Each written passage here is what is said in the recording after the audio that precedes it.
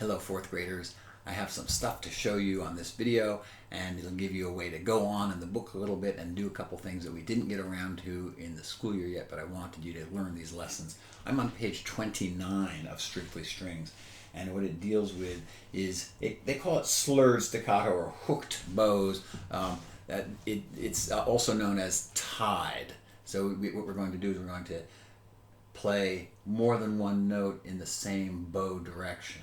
And it looks like it's a slur, but it has staccato marks. Sometimes you'll see it with tenuto marks. Depends on exactly what articulation we want, whether we want length or shortness.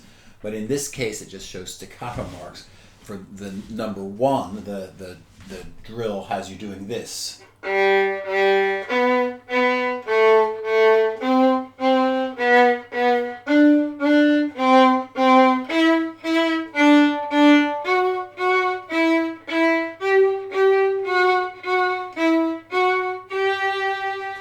I don't actually stop the bow in between. I just re-articulate. I let it ring. It has a tiny bit of air space in between. That's what we're trying to get. Number two has a drill in 3/4 and in 4/4, tying the half note to the quarter and then the dotted half to the quarter. The half to the quarter is...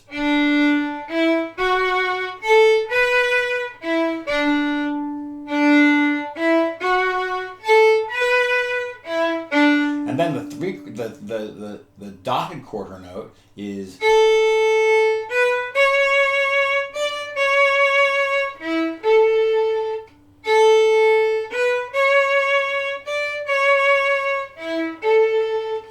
And then the Birch Tree, the theme from the Fourth Symphony of Tchaikovsky, it uses the one that's in 4/4 time. Sometimes it ties two notes together, quarter notes in the same direction, and then sometimes it's going to tie a dotted half note to a quarter note. It goes like this.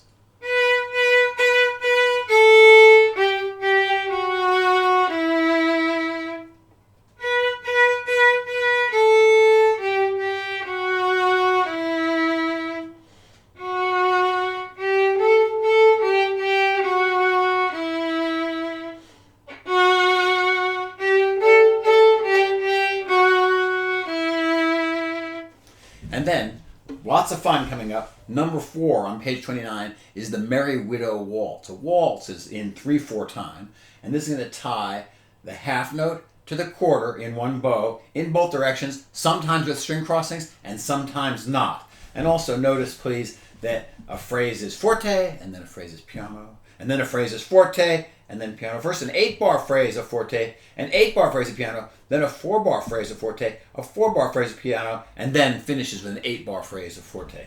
So this one goes like this.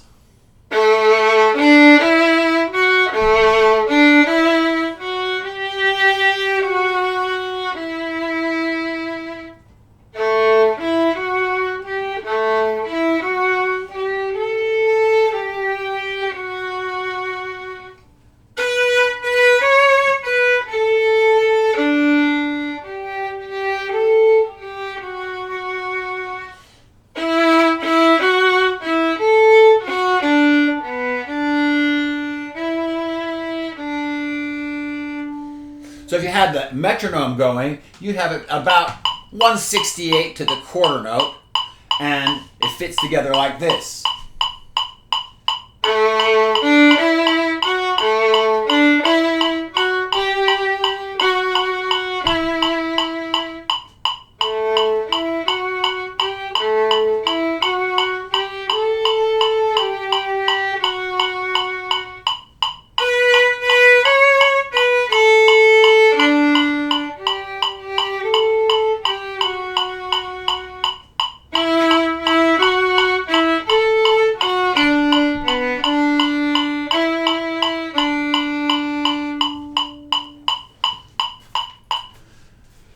So you'll have a feel to it as if it's in 1, 1, 1. But in order to actually understand how the 3/4 fits together, how you're going to have it divide in 3 equal parts, it helps to run the metronome beating quarter notes. If I, for example, wanted to have it do just dotted half notes,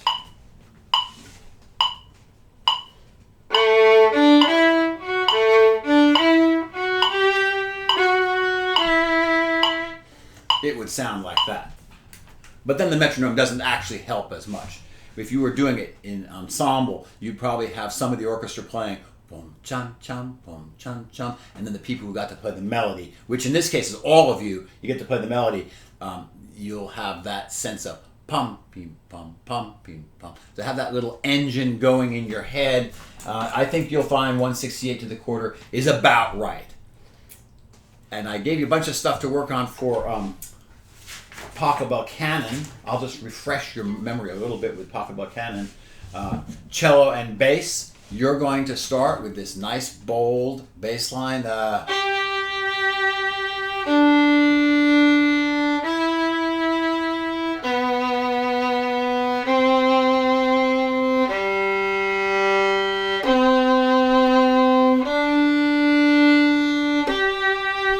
And as you play that, you'll go for 4 measures, and then the violins will come in with this descending scale.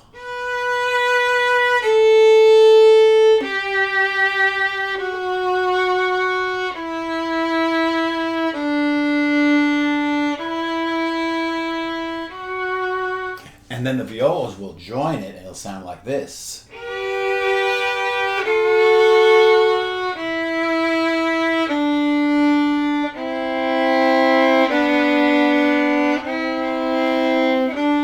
The violas will change it at 13. Be ready for this.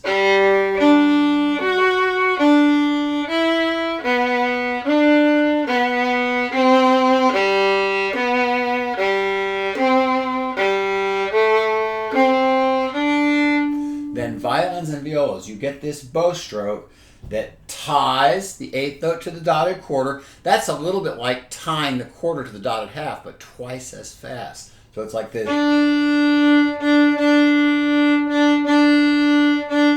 You just get it on the down bow here.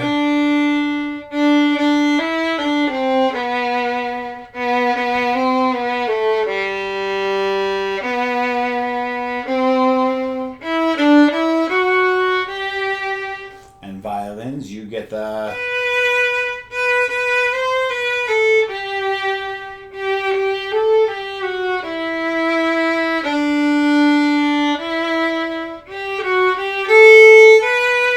Then violins, you continue with this.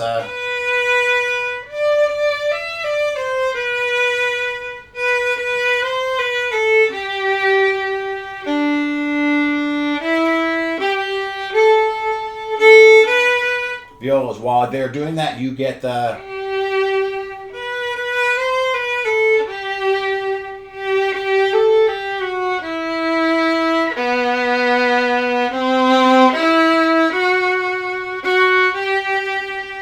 And then together, the rhythm, you get this big, broad melody.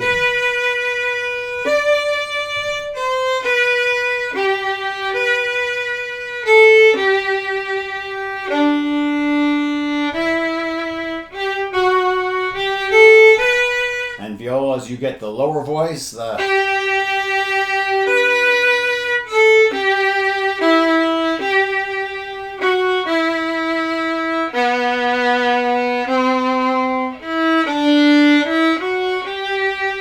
And then from measure 29, it's actually the same music as what you had earlier at 21, isn't it? It changes just a little bit at the very end of the piece, but this is the same music. You get a repeated idea.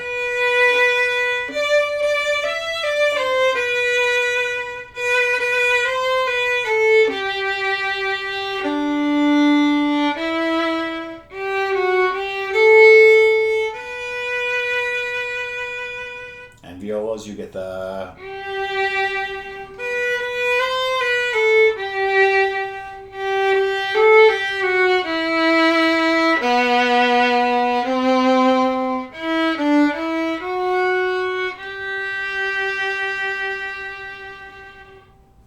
So I hope that's a good little refresher for you. So you go back over the Pachelbel Canon and get really good at it, and we'll perform it. You guys have a great week. Bye.